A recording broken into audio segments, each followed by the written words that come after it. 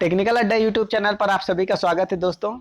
जैसा कि आप सभी जानते हैं कि हम लोग इस चैनल के माध्यम से जो एनसीएल में प्रीवियस ईयर क्वेश्चन पेपर हैं, लाइक ड्रिल ऑपरेटर या फिर ड्रग लाइन ऑपरेटर या फिर क्रेन ऑपरेटर या फिर हमारा जो डोजर ऑपरेटर है, उससे जो प्रश्न बनते हैं, साथ ही साथ दोस्तों यह पेपर सारे हैम ऑपरेटर वालों के लिए एक ही आता है। जी हाँ दोस्तों, हैम ऑपरेटर पोस्ट के लिए जितने भी पोस्ट आई हैं, लाइक ड्रग लाइन ऑपरेटर हो या फिर ड्रिल ऑपरेटर हो या फिर डोजर ऑपरेटर हो, सभी के लिए पहला प्रश्न पत्र जो है वह सभी के लिए कॉमन आता है। तो जैसा कि हम सभी जानते हैं कि इसके पहले हम लोगों ने 16 नंबर प्रश्न तक डिस्कशन किया था। जी हाँ दोस्तों, हम लोगों ने इसके पहले 16 नंबर प्रश्नों तक हम लोगों ने क्या किया था, डिस्कस कर लिया था। आज नेक्स्ट क्वेश्चन हम देखेंगे कि किस प्रकार के क्वेश्चन एनसीएल में पूछे जाते हैं। दोस्तों इसी प्रकार की आप तैयारी करते रहें, क्योंकि जैसा प्रश्न आया है यह बहुत आसान प्रश्न था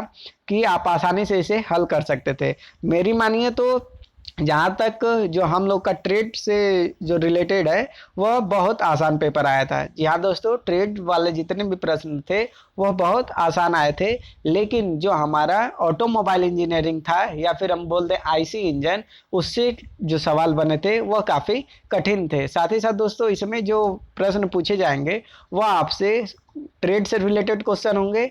साथ ही साथ दोस्तों ट्रेड में जितने भी आपके टॉपिक है उससे एक एक क्वेश्चन आपको देखने को मिलेगा। साथ ही साथ दोस्तों एक अलग जो टॉपिक हमारी है वह है रोड सेफ्टी और रोड लाइसेंस से।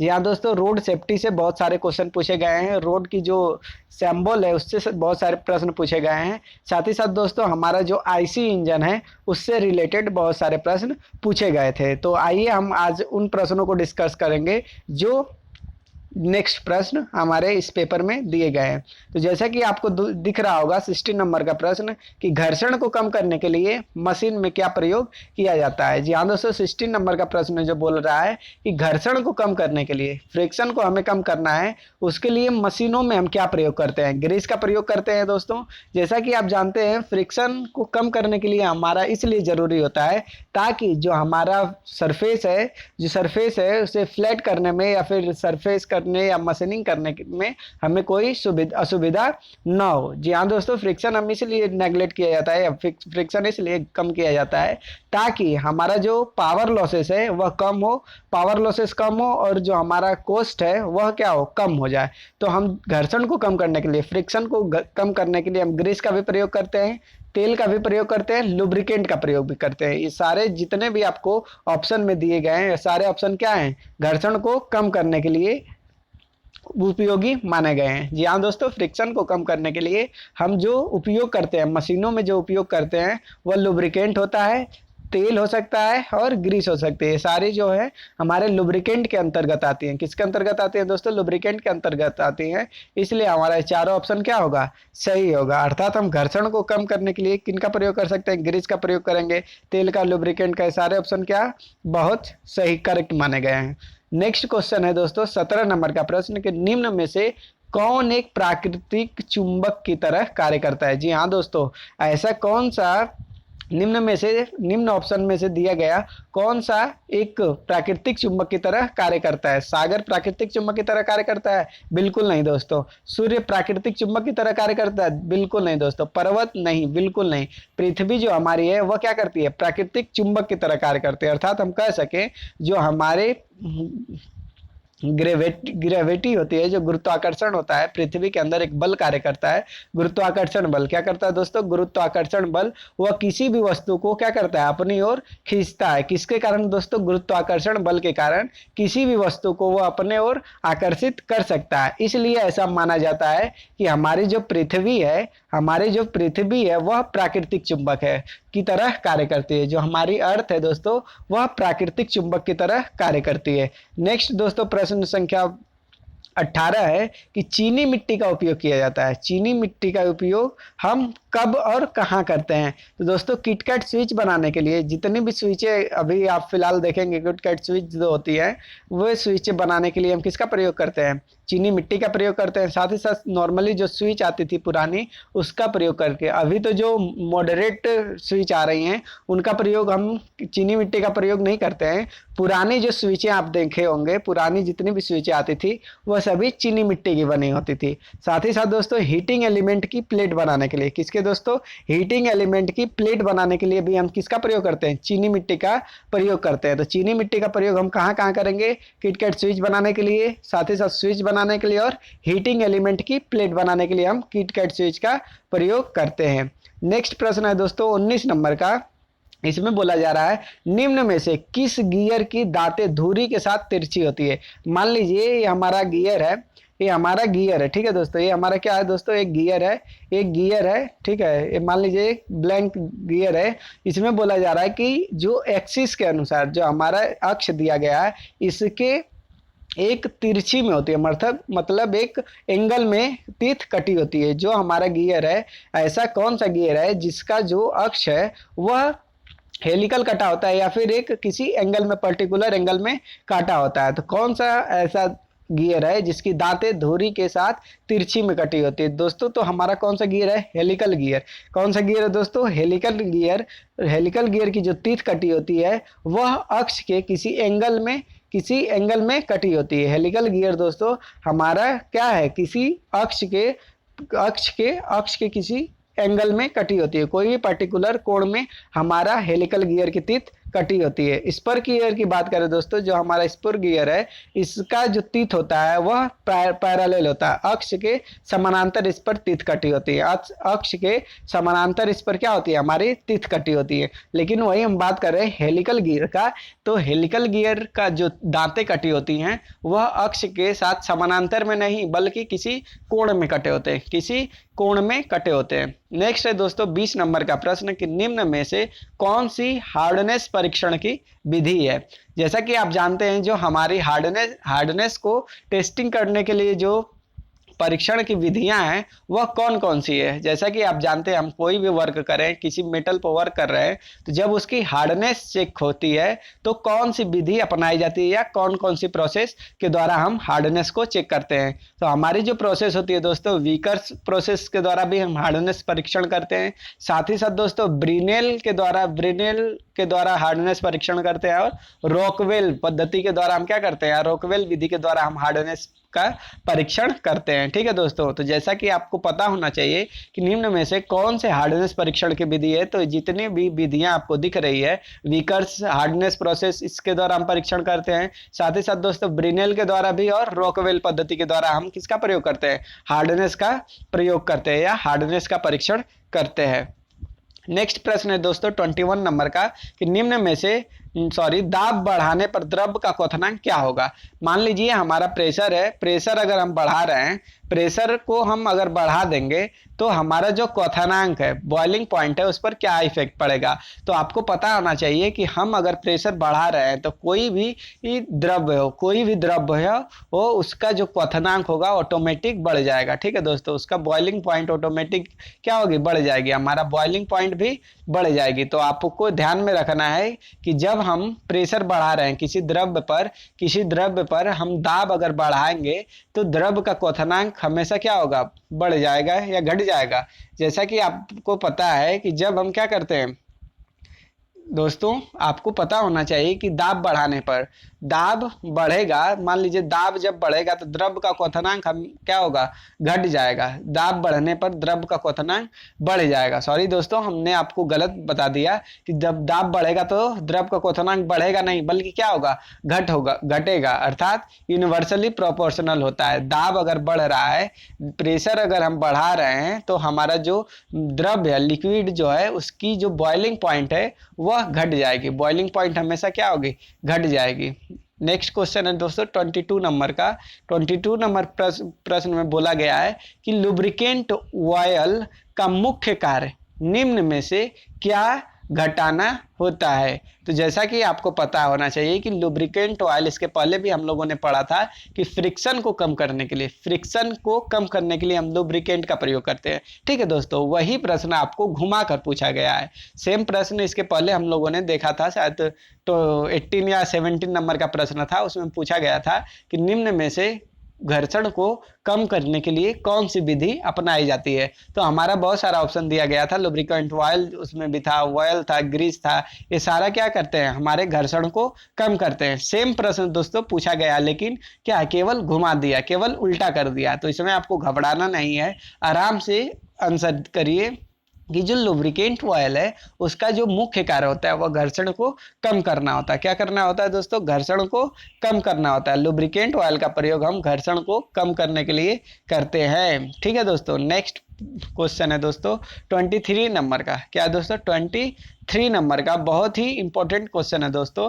यह पूछा गया है आपका कि आईसी इंजन में ऊष्मा को निम्न में से किस रूप में परिवर्तित किया जाता है? ठीक है दोस्तों, आईसी इंजन जो है, आईसी इंजन में ऊष्मा का निम्न में से किस रूप में परिवर्तन किया जाता है? आईसी इंजन में जो हीट एनर्जी होती है वह किस में कन्वर्ट होती है दोस्तों? तो यांत्रिक एनर्जी में, यांत्रिक ऊर्जा में, यांत्रिक ऊर्जा में वह कन्वर्ट होती है। ऊष्मा ऊर्जा किस में बदलती है? यांत्रिक ऊर्जा में, मैकेनिकल एनर्जी में कन्वर्ट होती है। आईसी इंजन में दोस्तों, आईसी इंजन में हीट एनर्जी, आईसी इंजन में हीट एनर्जी जो है हमारी मैकेनिकल एनर्जी में कन्वर्ट होती है। ठीक है, नेक्स्ट है दोस्तों 24 नंबर का कि IHP is always dot dot dot then BHP। मतलब जो IHP BHP से क्या होता है? कम होगा, ज्यादा होगा, समान रहेगा या नन ऑफ दिस। ठीक है दोस्तों, तो IHP BHP से हमेशा ज्यादा होता है। IHP जो हमेशा क्या होता है? ज्यादा होता है BHP से। ब्रेक हॉर्स पावर और IHP है दोस्तों, तो IHP हमेशा BHP से ज्यादा होता है। नेक्स्ट बात करते हैं दोस्तों, टायर में हवा कम होने पर ईंधन की खपत पर क्या असर पड़ेगा? दोस्तों जैसा कि हमने आपको बताया था कि इसमें जो प्रश्न पूछे जाते हैं हेम ऑपरेटर के जितने भी पोस्ट हैं उससे आपको गाड़ी से रिलेटेड अर्थात ऑटोमोबाइल इंजीनियरिंग से क्वेश्चन पूछे जाएंगे। साथ ही साथ दोस्तों रोड सेफ्टी से पूछे जाएंगे और रोड लाइसेंस से भी कुछ प्रश्न पूछे जाते हैं, जैसे RTO वगैरह से प्रश्न पूछे जाते हैं। साथ ही साथ दोस्तों हम आपको बता दें कि जो हमारे रोड सेफ्टी में जो सैम्बल वगैरह बने होते हैं, सैम्बल से भी बहुत सारे प्रश्न पूछे जाते हैं। तो वही प्रश्न ऑटोमोबाइल इंजीनियरिंग से लिया गया है कि टायर में हवा अगर कम है तो ईंधन की खपत पर क्या असर पड़ेगा, ईंधन के ऊपर क्या असर पड़ेगा। तो जैसा कि आपको पता होना चाहिए कि टायर में अगर हवा कम है, टायर में अगर हवा कम है तो ईंधन की खपत ज्यादा होगी। ईंधन की खपत क्या होगी दोस्तों? ज्यादा होगी। टायर में अगर हवा कम है तो ईंधन की खपत जो होगी वह बहुत अधिक मात्रा में होगी। नेक्स्ट बात करते हैं दोस्तों, ये भी किससे पूछा गया है? नेक्स्ट क्वेश्चन भी आपसे ऑटोमोबाइल इंजीनियरिंग से ही पूछा गया है कि सेल्फ स्टार्टर का निम्न में से उपयुक्त अन्य नाम क्या है? सेल्फ स्टार्टर का उपयुक्त में से अन्य नाम क्या है? तो वह है क्रैंकिंग मोटर। क्या है दोस्तों? क्रैंकिंग मोटर, क्रैंकिंग मोटर जो सेल्फ स्टार्टर का आदर्श नेम है। नेक्स्ट बात करेंगे दोस्तों 27 नंबर का क्वेश्चन पूछा गया है कि वेट टाइप एयर फिल्टर का अन्य किन नाम से जाना जाता है? मतलब वेट टाइप एयर फिल्टर का अन्य नाम किसके रूप में जाना जाता है? तो जैसा कि आपको पता होना चाहिए दोस्तों कि 27 नंबर का यह प्रश्न पूछा गया है आपसे। तो जो हमारा वेट टाइप एयर फिल्टर होता है, जैसा कि आप जानते हैं कि एयर फिल्टर का हमारा कार्य होता है एयर को शुद्ध करके, एयर को फिल्टर करके इंजन में भेजना, एयर को शुद्ध करके, एयर को फिल्टर करके इंजन में भेजना होता है। ठीक है, मतलब एयर को फिल्टर कैसे करेगा? एयर में जितने भी धूलकण है, छोटे छोटे जो हमारे धूलकण होते हैं उनको फिल्टर करता है। एयर फिल्टर जो होता है एयर को फिल्टर करता है, अर्थात उसमें से धूलकण को छान कर जो हमारी शुद्ध एयर होती है उसको इंजन में प्रवेश कराता है, जिससे हमारे इंजन की इफिशियंसी अधिक बढ़ जाती है। अगर किसी कारणवश एयर फिल्टर खराब हो गया हो वो तो जो हमारे धूलकण है वह डायरेक्ट इंजन में प्रयोग कर जाएंगे, जिससे आपको क्या होगा? इफिशियंसी कम मिलेगी, उसकी क्षमता जो होगी इंजन की वह कम हो जाएगी, क्योंकि उसके अंदर फ्रिक्शन होने लगेगा दोस्तों। फ्रिक्शन होने के कारण जो हमारी क्षमता होती है इंजन की वो बहुत कम हो जाती है। तो पूछ रहा है कि एयर फिल्टर का अन्य नाम क्या है? वेट टाइप एक एयर फिल्टर आता है, उसका अन्य नाम है दोस्तों oil bath air filter, oil bath air filter है। ठीक है दोस्तों, ऑयल बाथ एयर फिल्टर है। ठीक है, ऑयल बाथ एयर फिल्टर, हमने आपको बताया कि जो हमारा एयर फिल्टर का मुख्य उद्देश्य यही है कि एयर को छान ले, मतलब एयर में जितने भी अनुपस्थित पदार्थ है जैसे धूलकण, मिट्टी वगैरह, जितने भी अनुपस्थित जो इंजन को हानि पहुंचाते हैं उसको छान कर शुद्ध एयर को इंजन में प्रवेश कराना होता है। नेक्स्ट है 28 नंबर का प्रश्न दोस्तों कि निम्न में से उपयुक्त स्थिति जो अधिक मात्रा में हाइड्रोकार्बन के उत्सर्जन का कारक है। निम्न में से उपयुक्त स्थिति जो अधिक मात्रा में हाइड्रोकार्बन के उत्सर्जन का कारण है। मतलब दोस्तों हाइड्रोकार्बन कब हमारा अधिक मात्रा में उत्पन्न होगा, कब होगा दोस्तों, जब उच्च ताप पर दहन हो तब हाइड्रोकार्बन अधिक मात्रा में उत्पन्न होगा, या अपूर्ण दहन हो, या फिर कम ताप पर दहन हो, या फिर उच्च वायुमंडलीय तापमान का दहन हो। मतलब दोस्तों आपसे प्रश्न ऑटोमोबाइल इंजीनियरिंग से पूछा गया है भी कि हाइड्रोकार्बन जो हमारा जब इंजन क्या होता है दोस्तों, रनिंग में रहता है, तो उस समय हमारा जो अधिक मात्रा में हाइड्रोकार्बन उत्पन्न होता है वह किस स्थिति में उत्पन्न होता है।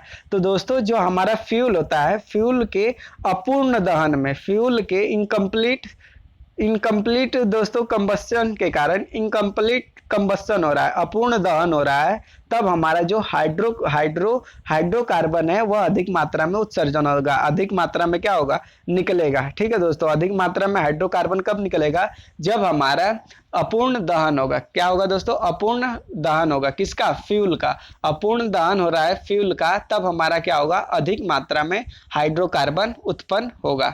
नेक्स्ट बात है दोस्तों, नेक्स्ट प्रश्न है आपका 29 नंबर का, यह पेंट से पूछा गया कि पेंट में थिनर निम्नलिखित किस कारण से मिलाया जाता है। पेंट में जब आप पेंटिंग करवाएंगे घर की या फिर गाड़ी उड़ी की, तो उसमें देखेंगे वो लोग थिनर का प्रयोग करते हैं। किसका प्रयोग करते हैं दोस्तों, थिनर का प्रयोग करते हैं। इस थिनर का मुख्य उद्देश्य क्या होता है, तो जैसा कि आप जानते हैं कि हमारा कोई भी लिक्विड हो उसमें जो हमारे विस्कोसिटी का बहुत बड़ा योगदान होता है। किसका योगदान होता है दोस्तों, विस्कोसिटी का, अर्थात वह गाढ़ापन को प्रदर्शित करता है। जो विस्कोसिटी है, जो हमारी विस्कोसिटी एक प्रॉपर्टी है लिक्विड की, यह क्या निर्धारित करती है दोस्तों, वो कि जो हमारा लिक्विड है वह कितना गाढ़ा है, कितना पतला है, इसको निर्धारित करती है विस्कोसिटी। तो वही पूछ रहा है कि दोस्तों पेंट में जो थिनर हम प्रयोग करते हैं उसका मेन उद्देश्य यही होता है कि पेंट की सांद्रता अर्थात विस्कोसिटी को सुनिश्चित करना होता है। अर्थात मान लीजिए वह पेंट हमारा क्या हो, अधिक गाढ़ा हो गया। जी हाँ दोस्तों, अगर पेंट हमारा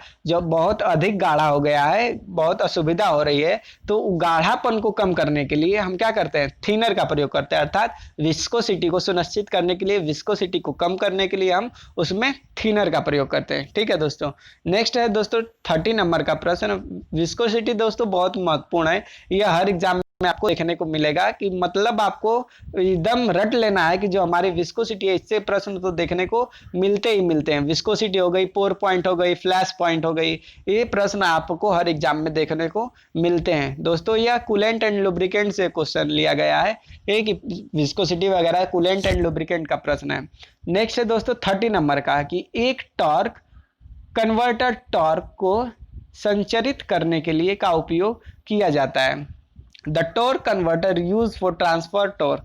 ठीक है दोस्तों, एक टॉर्क कन्वर्टर का प्रयोग हम कब और कहाँ करते हैं। ठीक है दोस्तों, कब और कहाँ करते हैं। जो हमारा जो टॉर्क कन्वर्टर है, टॉर्क कन्वर्टर टॉर्क को संचरित करने के लिए हम प्रयोग करते हैं तो ऑटोमेटिक ट्रांसमिशन फ्लूइड के लिए। किसके लिए दोस्तों, ऑटोमेटिक ट्रांसमिशन फ्लूइड के लिए हम टॉर्क कन्वर्टर का प्रयोग करते हैं। किसका प्रयोग करते हैं, टॉर्क कन्वर्टर का प्रयोग ऑटोमेटिक ट्रांसमिशन फ्लूइड के लिए करते हैं। ऑटोमेटिक ट्रांसमिशन फ्लूइड के लिए हम टॉर्क कन्वर्टर का प्रयोग करते हैं। नेक्स्ट है दोस्तों 31 नंबर का प्रश्न कि एग्जॉस्ट मफलर का मुख्य कार्य क्या होता है। बहुत महत्वपूर्ण है दोस्तों और बहुत टफ भी है यह क्वेश्चन। ऑटोमोबाइल रिलेटेड जिन्होंने अगर ऑटोमोबाइल इंजीनियरिंग की है या ऑटोमोबाइल से ITI कर रखी है या फिर डीजल मैकेनिक से कर रखी है ITI, तो उनके लिए बहुत महत्वपूर्ण है दोस्तों।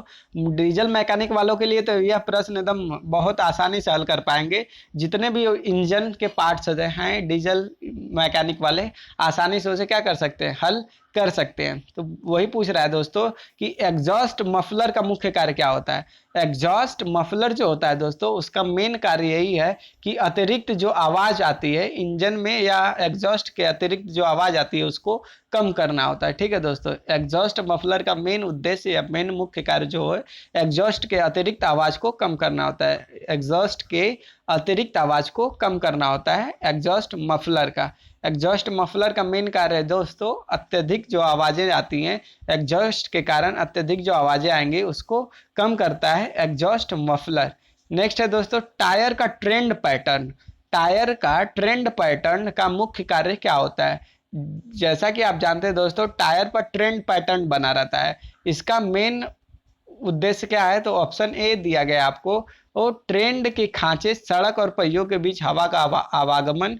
नेक्स्ट है दोस्तों सड़क पर पैदा होने वाली अवांछित ध्वनि को खत्म करना है।